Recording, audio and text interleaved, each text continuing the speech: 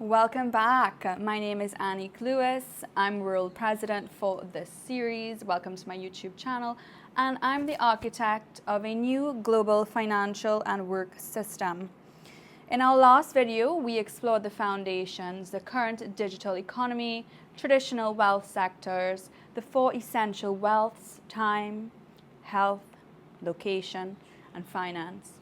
Today, we're diving deeper into how we bridge the gap between digital opportunities and real-world impact, turning clicks into capital and code into real contribution and profits. We will start with skills. So I'm going to propose that we are entering into the fifth industrial revolution. And what that looks like. My proposal here is that we are moving into the humanized intelligence era. This is my cat, Gucci. He is a paid actor. So in the human intelligence era, tech supports human wellness, freedom, and prosperity. And we will be building the new economy with the internet on Web 3. So we looked at the foundations. Now we are going to the emerging fields. We looked at the foundations and the emerging fields.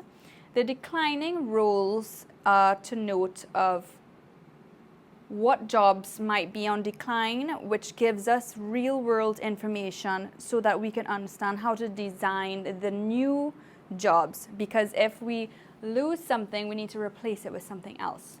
That is how the system works. So people shouldn't be afraid of losing a job, because it should be, okay, well, this was how your jobs were at this level, but now these are your new jobs to do different purpose. Like, let's say those jobs were completed. So then there's a worker who still wants to work, but they need a new project. And that's how I see that fit. So let's say we have our cashiers. We're already seeing a lot of stores who don't have cashiers, and they're just using phone pay, tap, and whatnot, but it's not a cash flow system that needs to operate. You need a card to operate there. So the cashiers are dealing with cash, and the machines are dealing with cashless. And these are declining roles at this time, whether we want to admit it or not. Admin assistants, we're now using a lot of tech to help with that. Some people still prefer having humans around in the office. Some people are mostly relying on technology. Ticket clerks, secretaries, physical cash jobs, toll booth workers. Oh my gosh, do you remember that book, Phantom Toll Booth, from school? That was like a fantasy something, but it had some really good lessons in it. Just popped into my mind. So a lot of these roles will be automated or absorbed into digital interfaces. And that is what is freaking everyone out in society right now, because they're not sure what they're going to do. And therefore, literally, it is the right time to build the new wave of the economy. So we're looking at skilling up and building human skills, because we need skills for the future.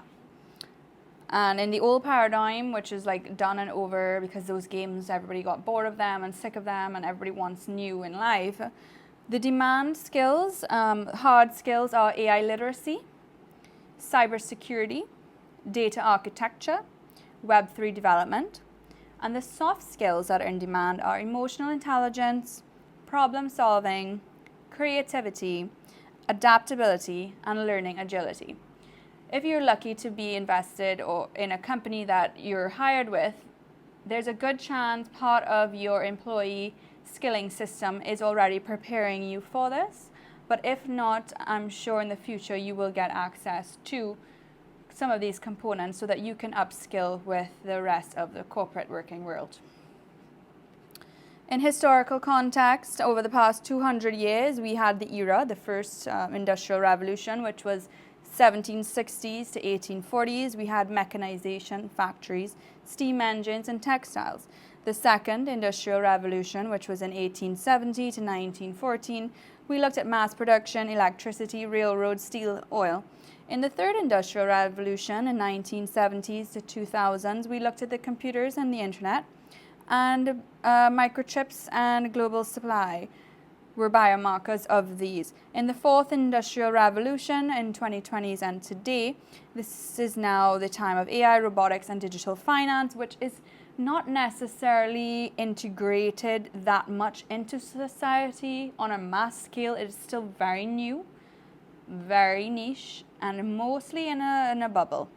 But the biomarkers of this include blockchain and automation.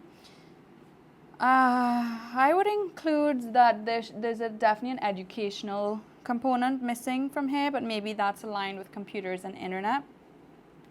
And the current financial snapshot of this, looking at the global broad money supply, this now is saying we have 80 trillion in value. The liquid fiscal supply, okay, is 96 billion. The people on earth, 8 billion. And per capita liquid money for each human is currently at $12 value.